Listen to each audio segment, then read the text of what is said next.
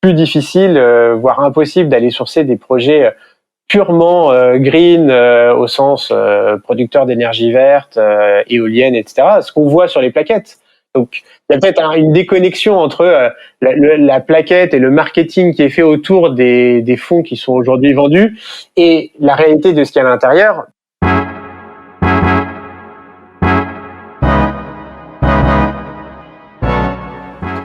Bonjour à tous et bienvenue dans cet épisode spécial de Retour sur investissement, puisque aujourd'hui, à l'occasion de la semaine de la finance responsable, nous allons échanger avec Jonathan Kiefer, qui est donc le directeur des investissements chez Epsor, sur l'investissement socialement responsable, également connu sous l'acronyme ISR. Bonjour Jonathan. Bonjour Dylan. Alors, l'objectif aujourd'hui, c'est d'apporter des réponses à toutes les questions que se posent les épargnants à propos de l'ISR. Et donc, pour que ce soit plus compréhensible, on a répertorié ces questions en 4 grands thèmes, avec une première partie pédagogique sur ce qu'est l'ISR de manière générale, ensuite une seconde sur les idées reçues sur l'ISR, une troisième partie qui répondra à la grande question que se cache-t-il derrière l'ISR, et enfin nous parlerons de l'ISR chez Epsor. Et donc sans plus attendre, Jonathan, est-ce que tu peux dans un premier temps nous rappeler ce qu'est l'ISR ? Oui, bien sûr. Alors, donc l'ISR, l'investissement socialement responsable, c'est en fait c'est l'ensemble des processus et des informations extra-financières qui vont permettre à un gérant d'aller sélectionner les valeurs qu'il va mettre en portefeuille. Okay. Et donc, c'est vrai qu'on parle généralement d'ISR ou d'ESG. Ouais. ESG, c'est du coup les 3 piliers extra-financiers où justement le rôle du gérant va être de mettre une note sur chacun des émetteurs, donc des entreprises qu'il a envie de mettre en portefeuille. Okay. Les 3 piliers ESG, c'est environnement, social et gouvernance. Et donc, si on veut résumer tout ça, les gérants notent toutes les entreprises sur ces 3 piliers ESG. Okay. Et si ils décident de prendre en compte ces critères extra-financiers dans leur gestion, ils font de l'investissement ISR. Ok. Merci, c'était important, c'est vrai, de faire cette différence entre ESG et ISR parce qu'on les voit souvent ensemble et au départ on pourrait les confondre. Donc merci de nous avoir expliqué ça. Et on parle aussi quand on parle d'ISR, on parle de fonds labellisés ISR. Est-ce que du coup tu peux nous expliquer rapidement comment un fonds il obtient le label ISR ?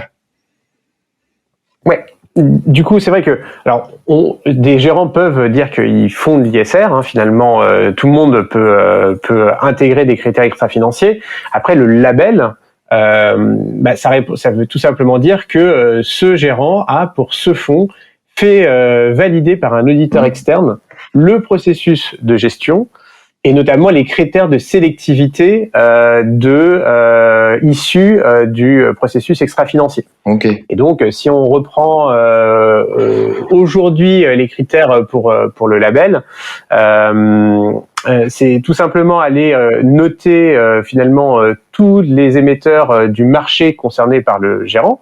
Donc, par exemple, pour un gérant Action France, aller noter, commençons par toutes les entreprises du CAC 40. Et après, il sera éligible au label si il arrive à démontrer que il élimine au minimum 20% des entreprises les moins bien notées. Okay. Et du coup, il fait son allocation parmi les 80% des entreprises les mieux notées. Donc voilà, c'est donc le label a vraiment tout un cahier des charges. Et si on reste très schématique, l'auditeur va venir s'assurer que tout le travail de notation est bien fait. Et c'est-à-dire que c'est basé sur des données extra-financières fournies par les fournisseurs de données extra-financières sur ces 3 piliers ESG. Ces 3 piliers sont recomposés avec des notes, des poids sur chacun des piliers. Et cette note recomposée permet de faire un classement et de mettre un seuil d'exclusion pour les entreprises les moins bien notées. Après, on va voir tout au long de ce podcast d'autres façons de de noter et d'agréger les choses et de faire de la sélection, mais disons que dans un premier temps, voilà, ce qu'il faut retenir, c'est ces critères minimaux, pour avoir le label ISR. Et est-ce que tu sais approximativement, on va dire, un peu le temps que ça peut prendre justement ce temps, le processus de labellisation d'un fonds ISR, une fourchette à peu près, si tu sais la réponse. Alors ça prend du temps, surtout parce que ça aussi on va y revenir. Il y a de plus en plus de fonds qui se font labelliser, et donc les auditeurs ont pas mal de travail, et donc ça et puis le régulateur a tendance à être de plus en plus regardant sur notamment donc toute cette méthodologie interne, les critères d'exclusion, etc. Et donc oui, ça prend de plus en plus de temps, et aujourd'hui je crois on est entre 3 et 6 mois voilà. Alors après, c'est là où aussi il faut faire peut-être la distinction entre des fonds déjà existants, qui ont déjà un processus d'investissement et qui obtiennent le label, et des fonds qui se lancent. Et il y a aujourd'hui beaucoup de fonds aussi qui se lancent sur des thématiques particulières. Et là, voilà, le fonds qui se lance avec notamment, il se lance avec un nom, et donc vu que maintenant tout ça c'est réglementé, les noms qu'on peut donner aux fonds, etc. Donc tout ça fait que à la fois lancer le fonds et avoir le label au lancement, là on est plus sur des autour de 6 mois. Voilà. Oui, nos partenaires nous disent à peu près ça. Hein, c'est entre le moment où ils commencent à nous parler d'une stratégie et où effectivement ils ont l'agrément de l'AMF pour la lancer. On est plutôt aux alentours de 6 mois. Ok, très bien. Merci Jonathan. Maintenant, on peut dire quel type d'actifs sont concernés par l'ISR. Enfin, comment un épargnant peut investir dans l'ISR? Alors, c'est vrai que donc, si on parle d'un épargnant, disons particulier, classique, français, les fonds labellisés ISR, ça va être dans certaines stratégies, certains types d'actifs, mais tout ne va pas être potentiellement labellisé, et tout ne sera pas potentiellement, et tous les investissements les plus verts ou les plus engagés seront pas forcément accessibles à cet épargnant. De toute façon, donc tous les actifs liquides se retrouvent packagés dans des fonds et accessibles à tout le monde, donc des fonds obligataires, des fonds actions, des fonds diversifiés, donc la base de l'épargne salariale et de ce que nous proposons à nos épargnants. Mais le label, qui d'abord est se concentrer sur des actifs liquides, travaille de plus en plus sur des actifs qui sont moins liquides. Alors, donc, on a vu des fonds immobiliers non cotés, du vrai immobilier physique, des SCPI qui commencent à avoir le label ISR. Donc voilà, et on voit bien que dans l'immobilier, on a vraiment beaucoup de leviers pour agir sur l'environnement et le social. Financer des logements sociaux, les méthodes de construction pour la réhabilitation. Donc il y a vraiment un vrai prisme là, et un vrai engagement de certains gérants alliés avec des promoteurs, et qui donc se font labelliser pour vraiment confirmer les méthodes qu'ils mettent en place. Donc ça c'est un nouveau pan, disons, c'est assez récent. Et puis après, même si on s'extrait du label, on voit bien que un peu dans l'inconscient collectif, l'investissement socialement responsable, avec de l'impact sur l'environnement, c'est très sur l'énergie, sur les énergies renouvelables, et donc là on parle plus d'investissement en infrastructure. C'est-à-dire aller financer des éoliennes, aller financer des barrages hydrauliques, faire partie de toute cette chaîne, puisque voilà. Mais ça, c'est des deals d'infrastructure, et donc ça veut vraiment dire que on parle de projets qui sont non liquides, à très long terme, et donc c'est plutôt des institutionnels aujourd'hui qui peuvent investir dans ce type de projet, et pas vraiment des particuliers, parce que il y a vraiment des problématiques de liquidité qui sont peu compatibles avec et donc des risques inhérents d'ailleurs un particulier a des accidents de la vie où il a besoin de recevoir son argent un peu dans toutes les enveloppes aujourd'hui qui lui sont proposées, et pour le coup aller investir dans des vrais projets d'infrastructure, ça c'est forcément il y a pas de liquidité secondaire. Voilà, l'investissement socialement responsable, ça peut aller du plus liquide au moins liquide. Et après, voilà, pour les épargnants particuliers, c'est quand même plus le côté liquide et plus les entreprises. Et c'est là où, du coup, il peut y avoir une certaine dichotomie entre ce qu'on s'attend à financer quand on regarde les plaquettes ou quand on rêve un peu autour de l'investissement socialement responsable, mais aujourd'hui, on va se concentrer avant tout sur des entreprises et des entreprises qui potentiellement ont beaucoup d'activités et vont avoir une partie de leurs activités sur justement ces infrastructures, vont être soit fournisseurs pour permettre la construction des infrastructures ou vont être exploiteurs des infrastructures. Mais si on parle des grands énergéticiens, ils ont encore le gros de leur chiffre d'affaires qui vient d'activités pour le tout très carbonées. Et donc c'est sûrement là un peu la dichotomie qu'on peut avoir entre ce dont les fonds aujourd'hui accessibles pour les particuliers investissent et ce que les particuliers aimeraient financer par ailleurs. Très bien, merci. Peut-être une question que j'aurais dû poser un peu plus tôt dans ce podcast, c'était finalement pour un épargnant, c'est quoi les grandes différences entre investir dans un fonds ISR et un fonds classique proposé? Alors, c'est la grande différence, elle va être dans la politique et d'investissement mis en place par le gérant. Et finalement, le rationnel derrière ces investissements. C'est vrai que quand on regarde, on y reviendra, quand chez Epsor, on propose de mettre vraiment un biais sur la transparence, dans quoi investissent les fonds, mais finalement, entre un fonds labellisé et un fonds non labellisé, un peu de base, la différence va pas être criante. Okay. Donc toute la question va être vraiment de comprendre quelle est la philosophie d'investissement, et j'ai envie de dire que entre alors peut-être c'est le moment de rentrer aussi dans les types de fonds ISR. On peut distinguer 3 types. Les fonds qui sont best in class, c'est-à-dire qu'ils vont investir au sein de chaque secteur dont les émetteurs les mieux notés. Les fonds best in universe, qui vont aller investir dans les entreprises les mieux notées dans l'absolu. Et ça veut donc dire qu'il y aura des biais sectoriels et qu'ils ne vont pas investir dans certains secteurs. Et enfin, les fonds best effort qui vont investir dans les acteurs qui sont le plus en transformation, qui ont la meilleure tendance d'amélioration. Donc, qui sont pas forcément aujourd'hui bien notés, mais qui évoluent dans leur façon leur façon de faire du business, le poids de chiffre d'affaires entre d'anciennes activités et des nouvelles, et donc se transforme. Et donc on voit bien que en fait ces 3 catégories-là peuvent être labellisées, et finalement il y aura plus de proximité entre un fonds best in class ISR et un fonds non ISR qui essaye qui ne prend pas en compte de critères extra-financiers dans sa façon de gérer. Et aujourd'hui, tous les gérants discrétionnaires prennent au moins la gouvernance dans la façon de gérer, et l'environnement et le social est peut-être vu plus comme un risque, mais c'est de toute façon pris en compte. Et c'est pour ça qu'entre un fonds labellisé et un fonds non labellisé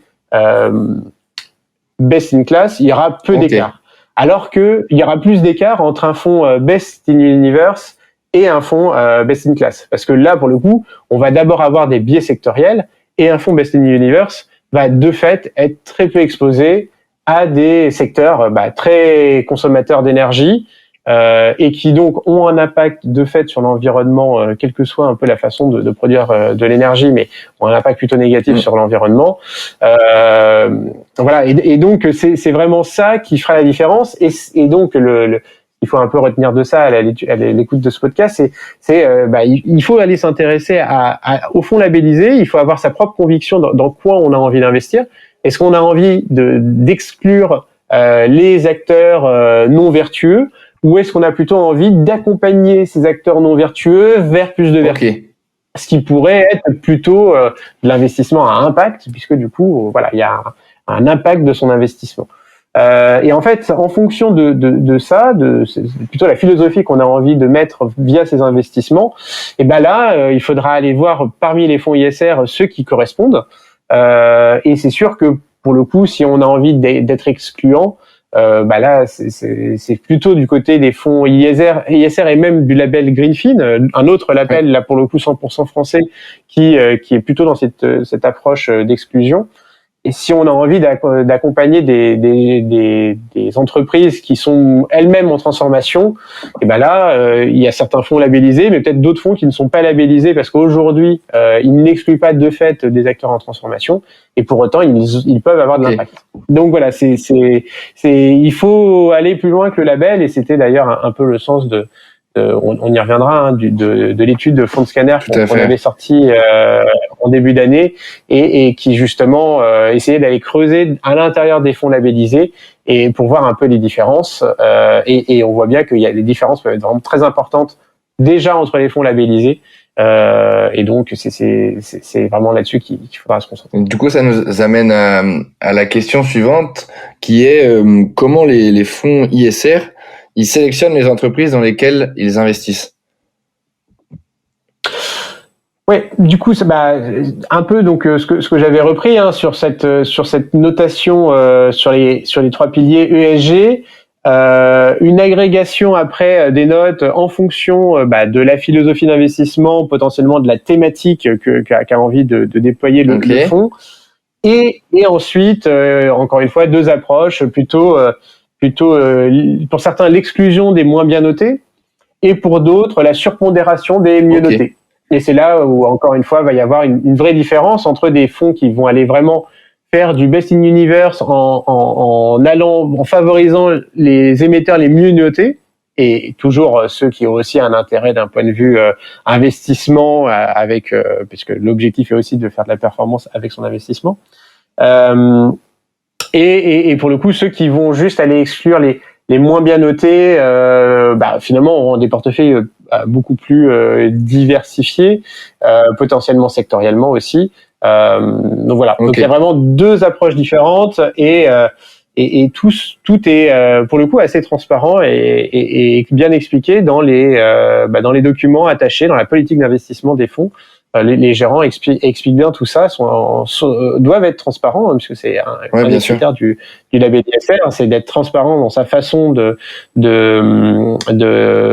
noter les émetteurs et ensuite d'allouer le capital. Encore une fois, chaque fonds, chaque gérant a sa façon de faire pour sélectionner les entreprises dans lesquelles il investit là. Exactement. Disons, chaque société de gestion a vraiment sa politique, qui après pourra se décliner même de façon différente entre les différents fonds de sa gamme. Mais déjà, au niveau des sociétés de gestion, on a déjà une bonne vision. Chacune va avoir un peu son processus qui va être déployé sur tous les fonds. Les mêmes notations, notamment sur les émetteurs. Mais après, elle peut faire un fonds juste d'exclusion qui sera labellisé best in class, et avoir à côté un fonds best in universe qui va beaucoup plus loin.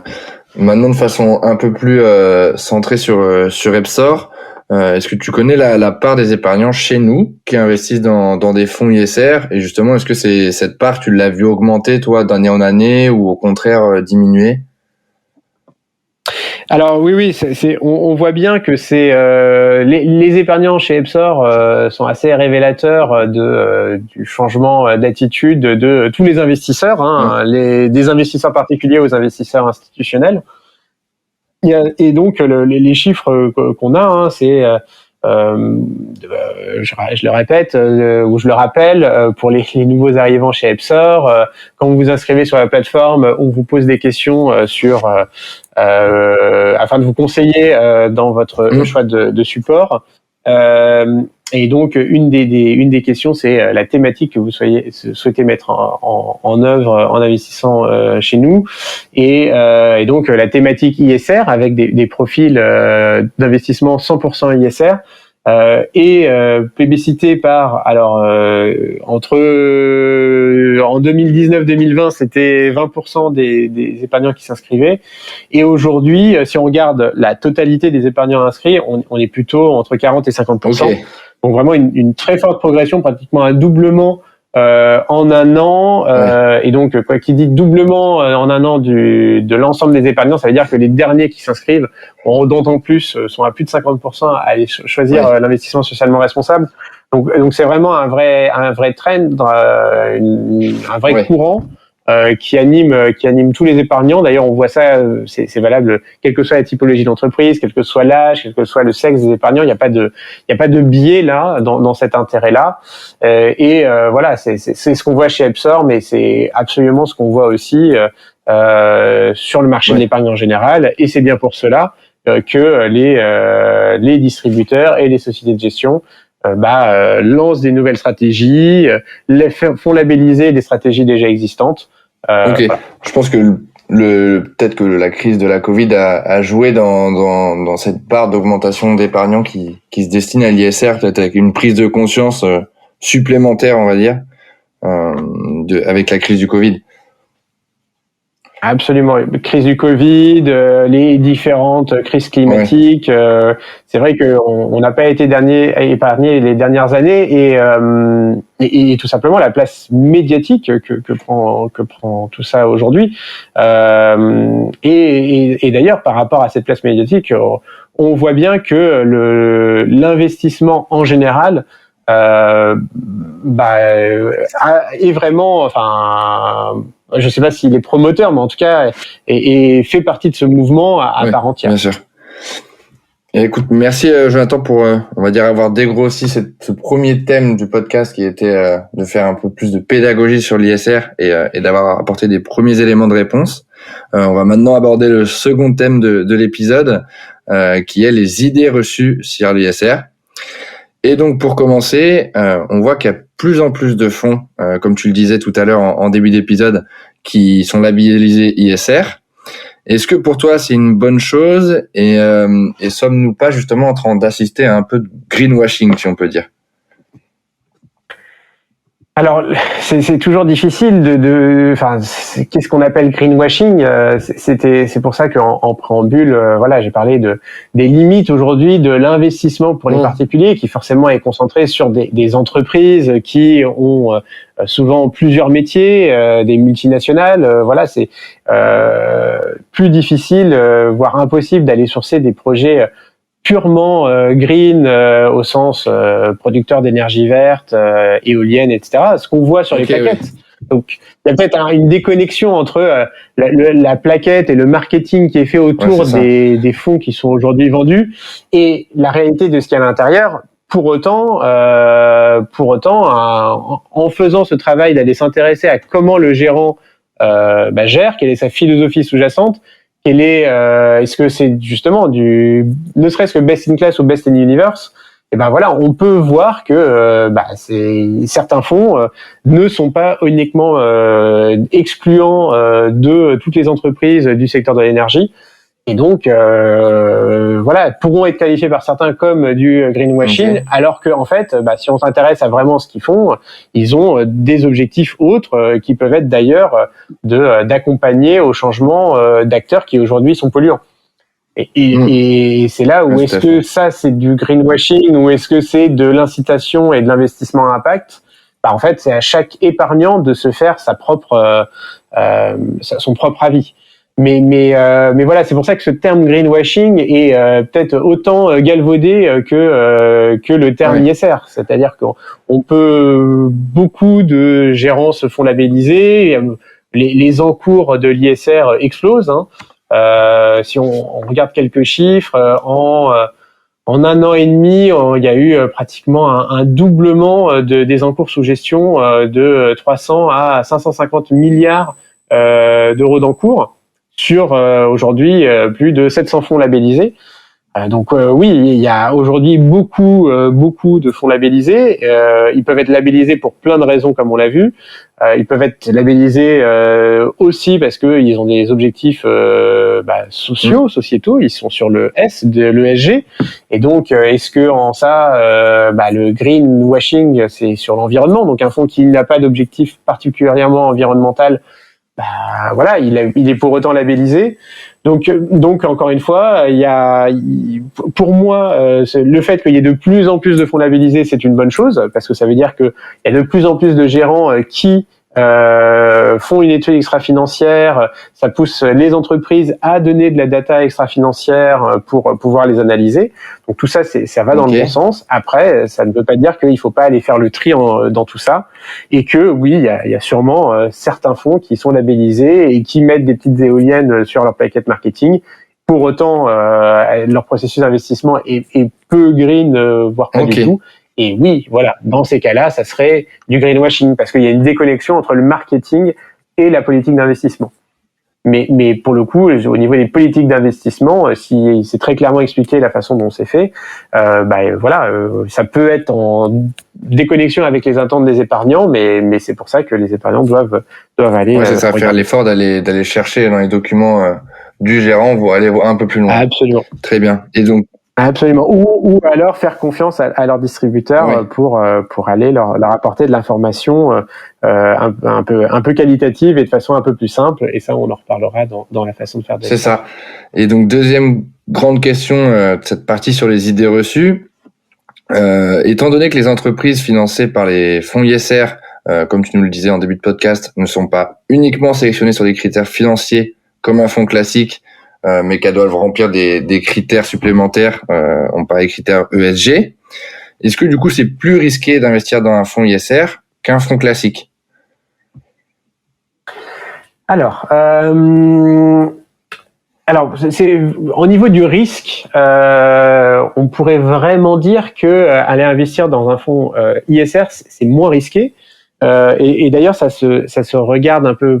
Alors comment ça marche, hein, ces notations sur les critères ESG. Il y a certains fournisseurs de données extra-financières qui plutôt que d'aller donner des bonnes notes sur des bonnes et des mauvaises notes sur l'ESG et avoir un critère positif, vont plutôt regarder les risques sur ces trois critères qui sont associés à l'entreprise, à son business et à sa gouvernance, à la façon dont elle fonctionne. Et c'est vrai qu'on peut voir en fait l'environnement, le social, la gouvernance comme un risque pour l'entreprise si elle ne fait pas bien les choses, s'il se passe quelque chose sur des catastrophes climatiques, si elle ne forme pas ses salariés. C'est finalement des mauvaises notes sont des risques pour l'entreprise, des risques extra-financiers. Que même si elle a des bonnes métriques financières et elle fait des revenus, mais en fait il y a des risques qui n'apparaissent pas dans les données financières et qui sont des risques extra-financiers. Et c'est comme ça que certains fournisseurs de données extra-financières travaillent. Je pense notamment à Sustainalytics. Et c'est donc la conclusion de ça, c'est bien qu'un gérant qui va prendre en compte ces risques extra-financiers pour faire son allocation, aura nécessairement une allocation moins risquée que s'il ne les prenait pas en compte. Donc on peut vraiment voir comme ça une façon de faire du risk management, une couche de risk management supplémentaire, et donc se rendre compte de risques que si on n'avait pas fait les études, on s'en serait pas rendu compte. Après, il y a aussi l'autre débat était est-ce que le risque c'est pas la sous-performance? Est-ce que justement, est-ce que il y a pas le risque de sous-performance, il a un peu été balayé les dernières années puisque les fonds ISR ont fait aussi bien, voire mieux que les fonds non ISR. Mais là, il faut peut-être plus voir ça par les biais sectoriels qui sont un peu inhérents aux fonds ISR dans leur généralité,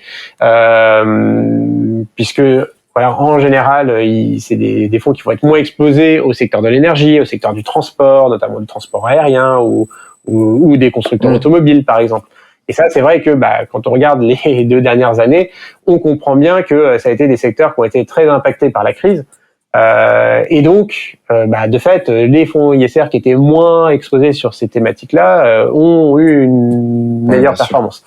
Donc voilà, donc c'est là aussi où les débats sur la performance sont très liés au potentiel biais sectoriel, et c'est pas forcément le fait d'être ISR qui a fait que les fonds ont une meilleure performance, mais c'est après tout les biais issus des politiques d'investissement. Et à l'inverse, du coup, si ça se retourne, et c'est un peu ce qu'on a vu cette année en 2021, avec un rattrapage par rapport aux sous-performances de l'année d'avant, et donc certains fonds, et peut-être même les meilleurs performeurs de cette année, qui sont plutôt exposés sur l'énergie, le transport aérien, les constructeurs automobiles, les trois usual suspects, voilà, ont peut-être eu une meilleure performance cette année. Donc voilà, encore une fois, le débat performance ISR contre non ISR sera fluctuant en fonction des configurations de marché et des performances relatives des secteurs par rapport aux autres. Et par contre, c'est vrai que d'un point de vue même volatilité, quand on compare tout, on voit, en tout cas, on constate que les fonds ISR ont plutôt tendance à être un peu moins volatiles. Et donc, c'est plutôt à mettre en lien avec le fait qu'ils prennent en compte d'autres risques et qui sont donc potentiellement moins. Très bien. Bon, je pense que c'est maintenant beaucoup plus clair dans la tête des épargnants qui nous écoutent aujourd'hui, parce que c'est vrai que c'est une question qui revenait souvent. Enfin, c'était, on va dire, une des plus grosses idées reçues sur l'ISR. Donc, merci Jonathan de nous avoir apporté ces précisions. Et on va maintenant rentrer dans la troisième partie de ce podcast avec le thème « Que se cache-t-il derrière l'ISR ?» Et donc, pour commencer, la première question qui était « Comment l'épargne d'un épargnant influence-t-elle les entreprises dans lesquelles il investit ?» Alors, en fait, il y a un peu deux choses qu'on peut mettre derrière l'impact finalement qu'un épargnant a quand il investit dans un fonds ISR vertueux et en ligne avec ce qu'il a envie d'exprimer via ses investissements. Le premier point, c'est que tout simplement, une entreprise a besoin de capitaux pour se financer. Là, c'est plutôt la dette obligataire, et donc on voit bien que si plus elle a élargi sa base d'investisseurs, plus finalement elle pourra emprunter à taux faible. Donc elle a intérêt tout simplement à être plutôt vertueuse pour attirer le maximum d'investisseurs. Okay. Et donc, quand je la finance via des obligations ou quand j'investis via des actions sur cette entreprise, finalement c'est un peu c'est le fait de dire moi je n'investis que dans des entreprises que je considère vertueuses, ça va inciter les entreprises qui le sont peut-être moins et qui correspondent pas à mes standards, de hausser leur niveau de jeu, d'avoir des meilleures notes pour devenir éligibles et donc élargir leur base d'investisseurs, qui sera bien pour les financer et également pour leur cours de bourse. Ça c'est le premier point. Et le deuxième point, et c'est là pour le coup peut-être un peu plus nouveau et c'est vraiment un courant dans lequel EPSA a envie de s'inscrire, c'est le fait que les sociétés de gestion qui, pour les plus grosses d'entre elles, gèrent beaucoup d'argent, peuvent commencer à avoir un point important parmi les actionnaires de certaines entreprises et donc peuvent commencer à avoir un rôle un peu activiste, c'est-à-dire vouloir influencer la direction que prend l'entreprise sur certains pans et notamment agir lors des conseils d'administration sur certaines résolutions qui peuvent être proposées par certains actionnaires afin de faire infléchir la politique vers ses propres critères. Et donc là, on voit tout l'intérêt pour un épargnant d'aller s'associer à cette démarche-là en allant choisir justement des sociétés de gestion qui sont engagées dans cette voie plutôt activiste et pour finalement leur donner plus de poids par l'argent qui leur confie et s'ils sont alignés avec les vues de la société de gestion. Et là, l'exemple qu'on a, nous, dans notre univers d'investissement et parmi nos partenaires, c'est la société de gestion Ophi Asset Management, qui a été qui a pas mal communiqué autour de ses positions sur la dernière assemblée générale de Total, dans ce plan de transformation de Total qui est à la fois dans son mix de business mais aussi dans son marketing et dans son changement de nom. Et donc ils avaient notamment voté contre certaines résolutions qui trouvaient qu'ils allaient pas assez loin dans la transformation, dans la rapidité de la transformation du mix énergétique et de la décarbonation de la production d'énergie chez Total. Et voilà. Et donc finalement, on voit bien qu'un épargnant qui irait confier son argent chez Ophi donnerait plus de poids à Ophi dans son intervention puisqu'il représenterait plus d'argent et serait un plus gros actionnaire. Et c'est finalement un peu la deuxième façon d'avoir de l'influence par son épargne sur les entreprises sur lesquelles on choisit d'investir par l'intermédiaire de la société de gestion. Et peut-être finalement, le dernier point là-dessus, c'est que si on exclut toutes les entreprises qui sont pas vertueuses, on comprend bien qu'on diminue la base investisseur. Oui. Mais par contre, on n'a pas ce biais activiste. C'est-à-dire que si on n'est pas actionnaire, on ne peut pas agir sur la société. Et donc, c'est encore une fois là les différences entre des stratégies plutôt excluantes et des stratégies qui ont plutôt vocation à aller influencer les entreprises dans lesquelles elles investissent. Et après, c'est à chacun de faire un peu son choix de comment il a envie d'investir. Ok, très bien. Merci Jonathan pour ta réponse. Maintenant, je vais en venir à un point qu'on aborde souvent quand on parle d'ISR, on parle de transparence. Et c'est vrai que des fois, les épargnants, quand ils entendent transparence, ils se disent qu'ils aimeraient bien savoir les entreprises dans lesquelles est investie leur épargne quand ils investissent sur tel ou tel fonds ISR. Donc, comment ils peuvent savoir ça aujourd'hui avec Epsor ?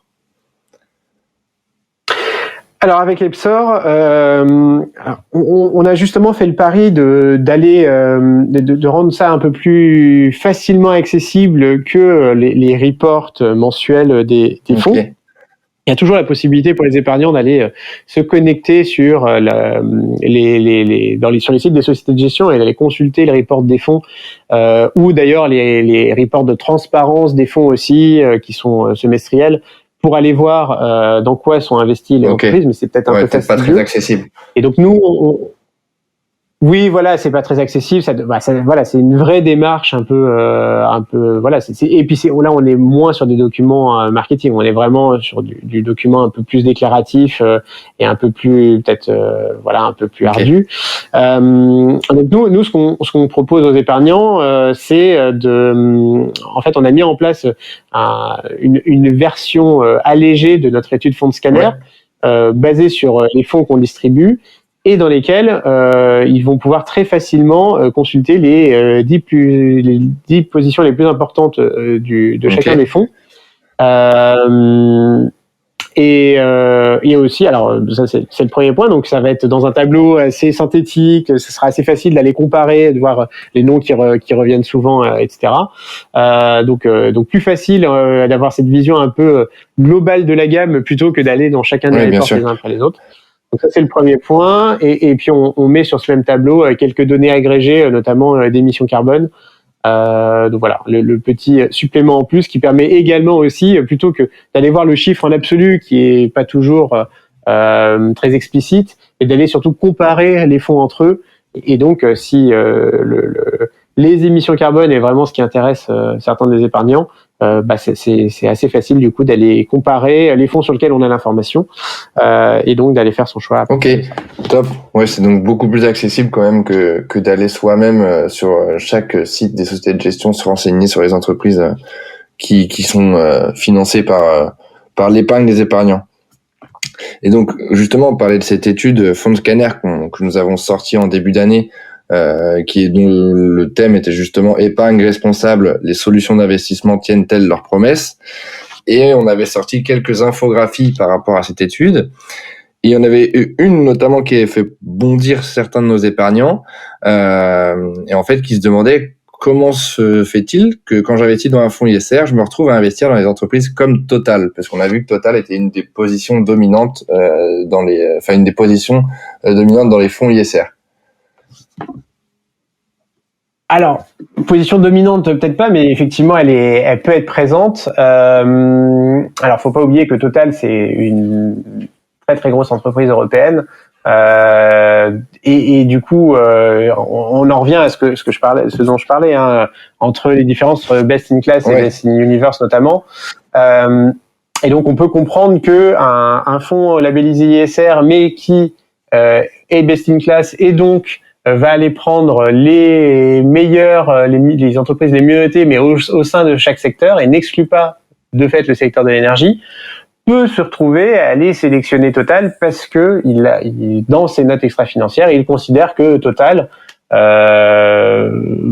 est mieux que ses comparables, agit, investit dans les énergies vertes. Voilà. Donc même si effectivement aujourd'hui on peut contester le poids de Total dans l'industrie pétrolière, et que c'est encore une fois la majorité de son business, mais voilà, et encore une fois, donc c'est la différence d'approche. alors un fonds qui serait Best in Universe et qui mettrait du Total, ça pourrait être choquant parce que encore une fois, ça dépend quels sont ces critères de notation dans l'univers. Donc ça ne devrait pas arriver. Donc c'est là où c'est intéressant de regarder la transparence. Et enfin, pour les fonds, et c'est là où aujourd'hui, alors on n'en a pas encore dans la gamme, on y reviendra dans les axes d'ouverture de notre gamme et de référencement de fonds plus à visée environnementale.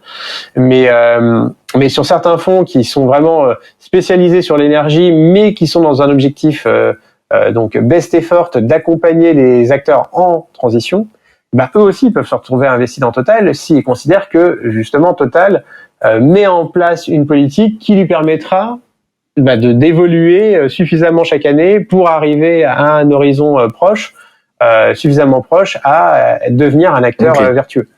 Et donc voilà. Et c'est toute la problématique sur un cas aussi clivant que Total. Alors il y a peut-être des cas qui sont des entreprises mal notées dans le secteur de l'énergie.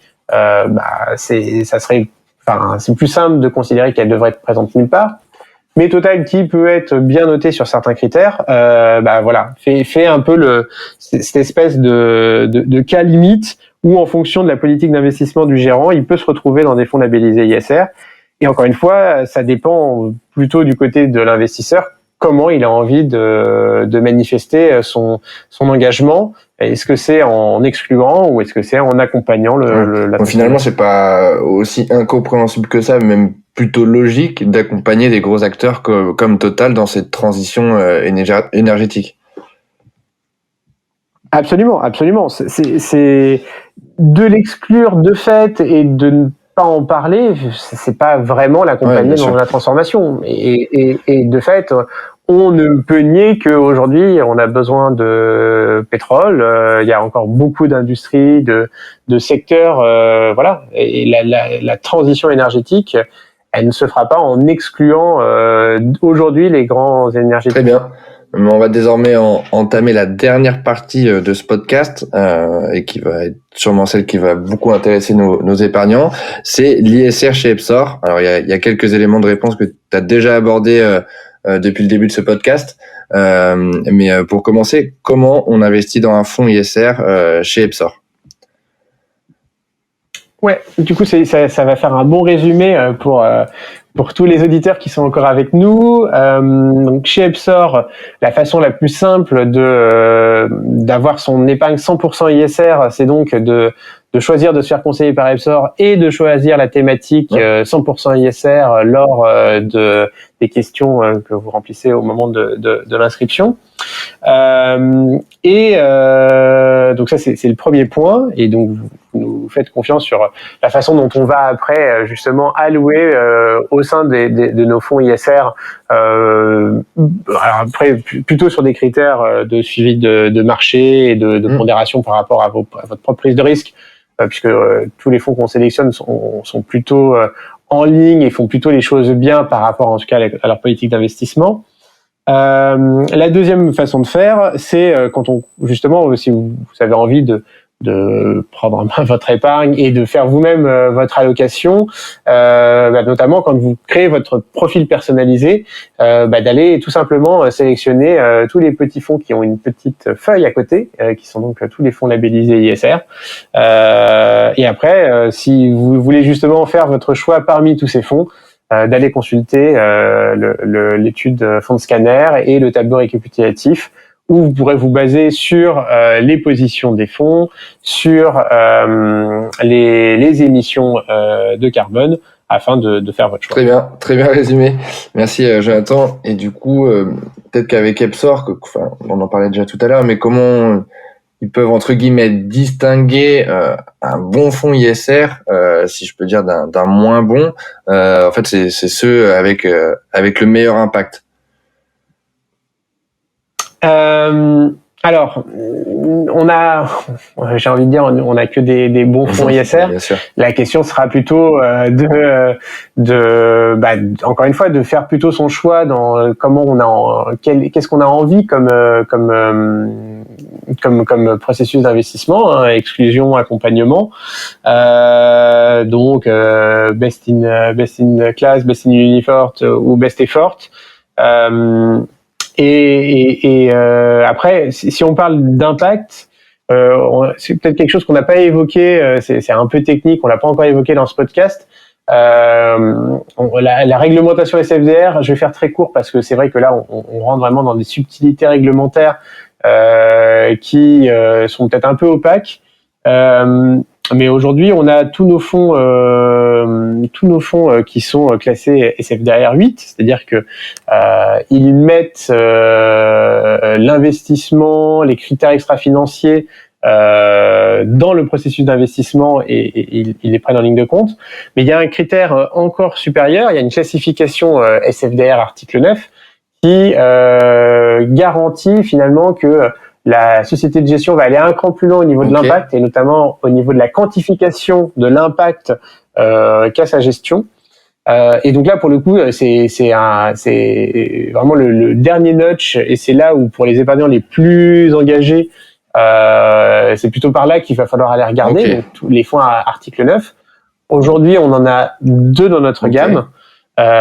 Positive Impact, qui est notamment le fonds qui était ressorti leader du classement Fonds Scanner, classement qui avait été d'ailleurs mis en ligne avant la sortie de cette classification réglementaire. Donc là, on voit bien l'alignement entre notre classification et finalement la façon dont le régulateur a essayé de faire la différence parmi les fonds labellisés, notamment entre ceux qui ont une approche, disons, de base et ceux qui vont le plus loin possible.